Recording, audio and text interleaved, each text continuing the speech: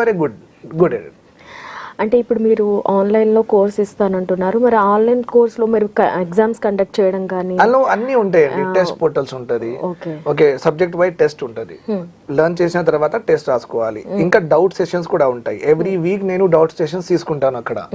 Okay, so doubt session properly scheduled ఉంటుంది. ఎంతమంది course తీసుకున్నారు, వాళ్ళకి ఏమేమి డౌట్స్ ఉన్నాయి, ఆ సెషన్లో వెళ్ళి వాళ్ళు జనరల్ గా డౌట్స్ అడుగుతూ ఉంటారు. So it is like 2-3-4 hours నడుస్తూనే ఉంటుంది. ఎందుకంటే డౌట్ సెషన్ అంటే all over the India, all over the state ఉంటుంది కాబట్టి చాలా మంది ఒకటేసారి కనెక్ట్ అవుతారు, వాళ్ళ క్వశ్చన్స్ పోస్ట్ చేస్తుంటారు. దాంతో ఏమవుతుందంటే ఒక నాలెడ్జ్ ఎక్స్చేంజ్ కూడా అవుతుంది. ఇప్పుడు మీరు నాకు డౌట్ అడిగిండ్రు, చాలా మంది అది కూడా వింటారు. వాళ్ళకి డౌట్ ఉంటే వాళ్ళ డౌట్ కి నేను సాల్వ్ చేస్తున్నప్పుడు మీరు కూడా వింటారు.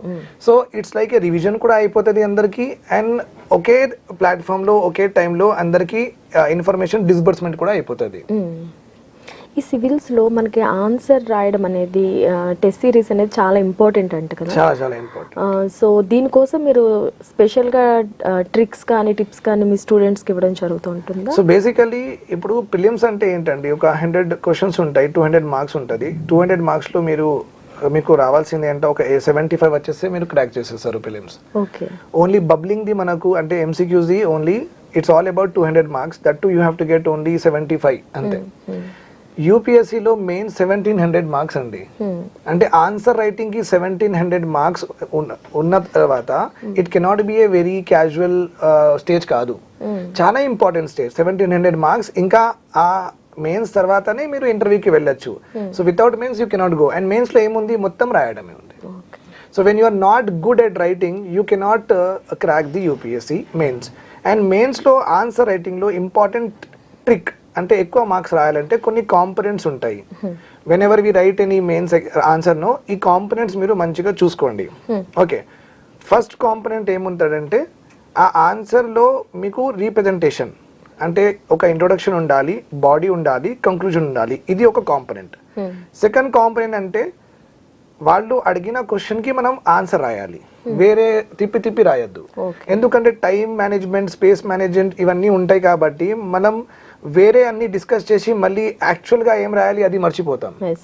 లేకపోతే ఏమైతుందంటే ఒక క్వశ్చన్ మీద ఎక్కువ టైం స్పెండ్ చేస్తున్నాం కాబట్టి ఇంపార్టెంట్ పాయింట్స్ రాయకుండా వేరే ఆన్సర్ కి వెళ్ళిపోతాం. ఆ ప్రాబ్లం కూడా ఉంటుంది. So second component important trick అంటే వాళ్ళు అడిగిన క్వశ్చన్ కి ఆన్సర్ రాయాలి. థర్డ్ ఇంపార్టెంట్ కాంపోనెంట్ ఇక్కడ ఏముందంటే ఆ క్వశ్చన్ రిలేటెడ్ ఏదైనా కరెంట్ అఫైర్ రీసెంట్ గా వచ్చిందా లేదా దానికి ఇంక్లూడ్ చేయాలి. ఫోర్త్ ఇంపార్టెంట్ కాంపోనెంట్ అంటే ఆ క్వశ్చన్ లో ఏదైనా ఫ్లో చార్ట్, ఏదైనా డయాగ్రామ్ అవసరం ఉందా, you have to draw it in your answer sheet, అలాంటి ఏదైనా ఉంటే కూడా అది ఇంక్లూడ్ చేయాలి. ఫిఫ్త్ అంటే ఒక సుప్రీం కోర్ట్ జడ్జ్మెంట్స్ అయినా సరే, రిపోర్ట్స్, కమిటీస్, ఇండెక్సెస్ ఇవన్నీ కూడా న్యూస్లో వస్తుంటాయి. సో ఆ క్వశ్చన్ కి రిలేటెడ్ ఇలాంటి ఏదైనా రిపోర్ట్స్, ఇండెక్సెస్ ఉంటే అది కూడా మెన్షన్ చేయాలి. Okay, then 6th and 7th component time and space management. And 8th component మీకు డెఫినెట్గా హ్యాండ్ రైటింగ్ కొంచెం మంచిగా చేయాలి. Because handwriting, just imagine a point, 2 answer sheets ఉన్నాయి మీ దగ్గర. 1 ఆన్సర్ షీట్ లో హ్యాండ్ రైటింగ్ మంచి ఉంది, ఇంకొక ఆన్సర్ షీట్ హ్యాండ్ రైటింగ్ మంచి లేదు. సో యాజ్ ఏ ఎవాల్యుయేటర్ మీకు ఏ ఆన్సర్ షీట్ కి ఎక్కువ మార్క్స్ ఇవ్వడం జరుగుతుంది? The one who is writing good. Okay, so that influence అంటే ఎవాల్యుయేటర్ కి సైకలాజికల్ ఇంపాక్ట్ అయిపోతుంది.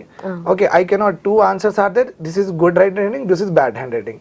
So what I will feel, ఆయన గుడ్ రాసింది కాబట్టి కొంచెమైనా ఎక్స్ట్రా ఇవ్వాలి కదా, ఆ ఫీలింగ్ ఆటోమేటికలీ వస్తుంది. బికాస్ ఎవాల్యుయేషన్ అనేది psychological aspect of evaluator, how he perceive, ఆ టైంకి ఆయన ఎలా పర్సీవ్ చేసుకుంటాడు.